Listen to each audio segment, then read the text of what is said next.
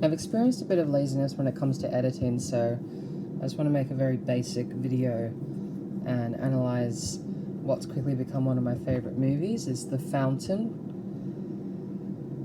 I was going to say with Hugh Jackman and Rachel Weisz, Rachel Weisz, I should say. Spoilers for The Fountain. If you haven't seen it, please watch it. It's fantastic. If it seems a bit weird, it is. It very much touches the topic of life and death, spirituality. Basically, it's about, well, as I said, spoilers ahead. It's about the main character struggling with coping with death and the loss of a loved one, and also trying to understand that he's going to die, we're all going to die one day, and being okay with that, accepting that, rather than trying to live forever. Because, you know, in a way we all want to live forever, and in a way that's what religion offers, because it's our eternal souls are on the line, as opposed to just living and dying and then that's it.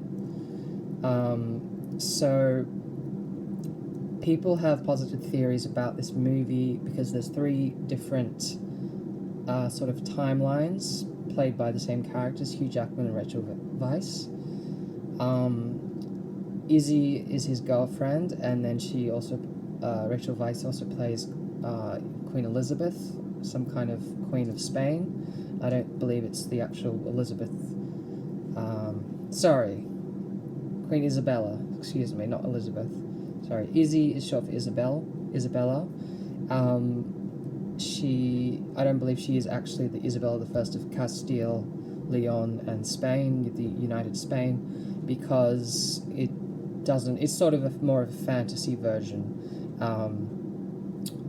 And Hugh Jackman plays Tommy or Tomas, depending on the timeline. And so when he's the conquistador, you could say he's Tomas. When he's in sort of the modern day, he's Dr. Tommy Creo.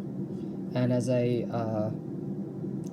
very clever YouTuber pointed out in a video essay, Creo is essentially Spanish for believe, to believe, and Thomas was doubting Thomas, who of course didn't believe in Jesus, that he was the one true Lord.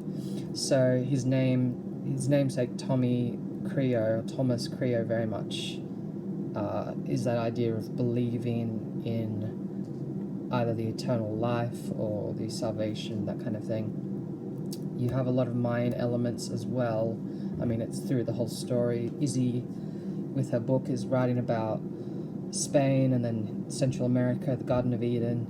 It might have been located in this hidden Mayan temple pyramid where Eden possibly was, and the Tree of Life was hidden away, and it was guarded by a cherubim with a flaming sword. And the very opening of the movie is Genesis.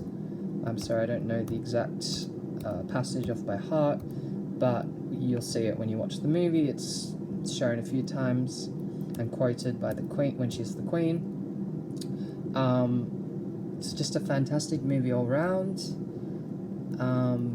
In terms of the theory, a YouTuber has said that there's different theories about which timeline is real. There's the future timeline as well, which is kind of some kind of space Tommy, bold and almost like a monk floating through space in this tree dome, trying to reach the nebula Zabulba, which is hinted at in the other stories, which is essentially the underworld, the Mayan underworld, where the idea is to be reborn, and he sort of achieves that kind of enlightened state.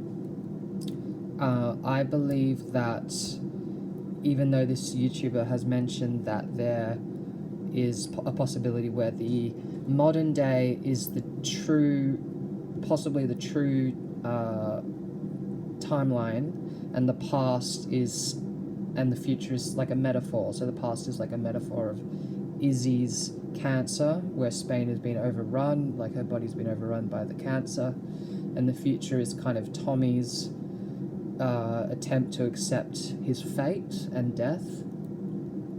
And so he talks to the tree, and the tree, obviously in the future timeline, represents Izzy.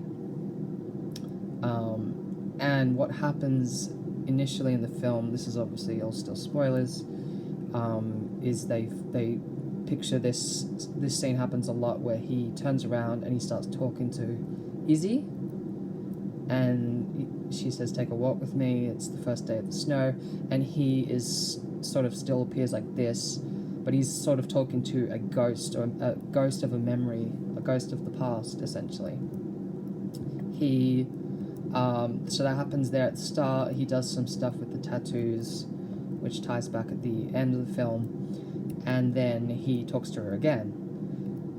He sort of looks down, he sees what he's done with the tattooed ring, and my theory is this, that the future timeline is the real timeline, not the middle timeline. So the current day timeline, rather than it being sort of the stories, the past and the future is the metaphor, and it's all about a central modern day story, I believe it's actually a future story.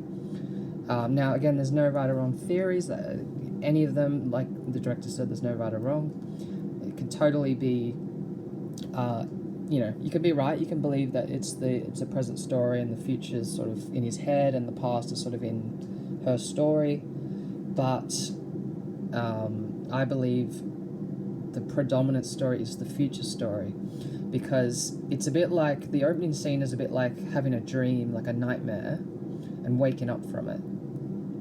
And how would he have this nightmare? He sort of has experienced this in his mind, and he wakes up yelling in this future bubble, and then he keeps talking to this ghost, like this, he keeps having these memories sort of appear, and this is a man that might have even lived for hundreds of years, so he might have actually experienced some of these memories. So maybe he didn't experience the conquistador memories, but he's experienced the modern day memories, and he's seen Izzy, and he's somehow, through that story, through that modern day, remembering the story that she wrote.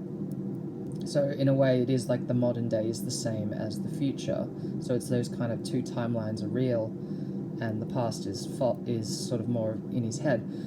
And then so we enter with him in this scene, this is the main timeline. He then remembers talking to her, and suddenly there he is, his hair's back and his clothes, and he's back to normal almost.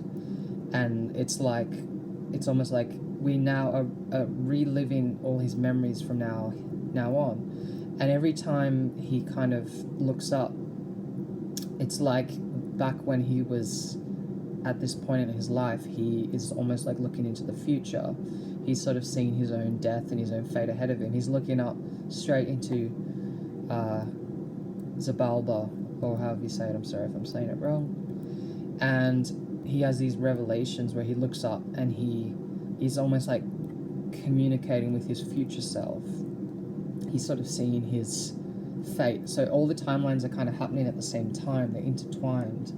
And so that's why when his future self appears in the Conquistador timeline, people have said, oh, the future Tommy came back to save Tomas from the Mayan, saved him essentially.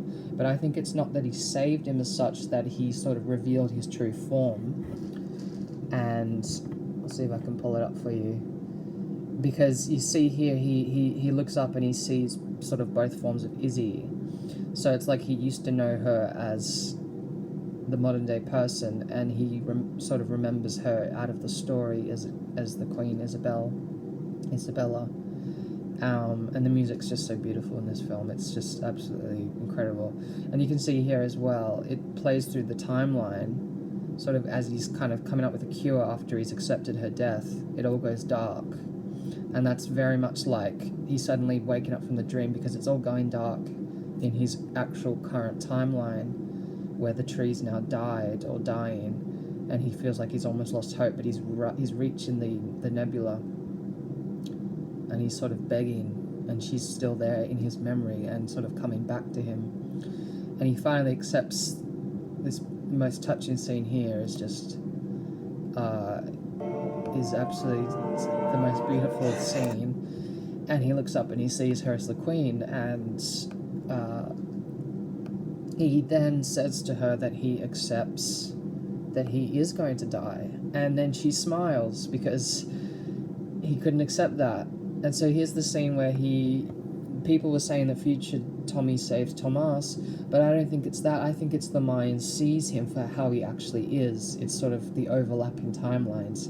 He is the same person in a way, but, you know, that's whether or not you believe the Conquistador story is a historical event that Izzy's happened to write about, or it's like this thing that's all happening in his head, and this story that represents his journey through life and death. And another interesting thing, which I should make a shorter video about, is that when she says she was falling and she looked up and saw the light and she felt like she was held,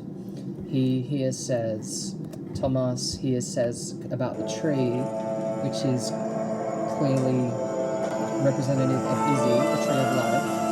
And what does Tomas say?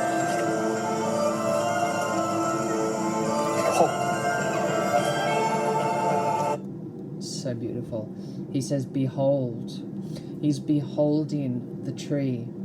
So to behold something is to hold it in your sight, to hold it in your admiration and your awe. So he just finds it completely awesome, amazing. So the fact that he used the word behold, I think, is just the most genius form of writing for a movie ever. The fact that can tie in, and I've seen no one mention it. I've seen no one mention the behold, and then it goes back and she's talking about how he held her, and he said, yes, I held you as you were falling, but he doesn't understand. It's sort of here when she falls there, and she says later, you know, I was held, I was full, I was held, and that's because the tree, when he sees the tree, he beholds her, you know, she being the tree, and she's represented with the vines and the leaves on the dress of the queen, and every time, you know, he touches the tree and it becomes her in the past. And I just think this movie is incredible. I just had to talk about it. I'm sorry for ranting.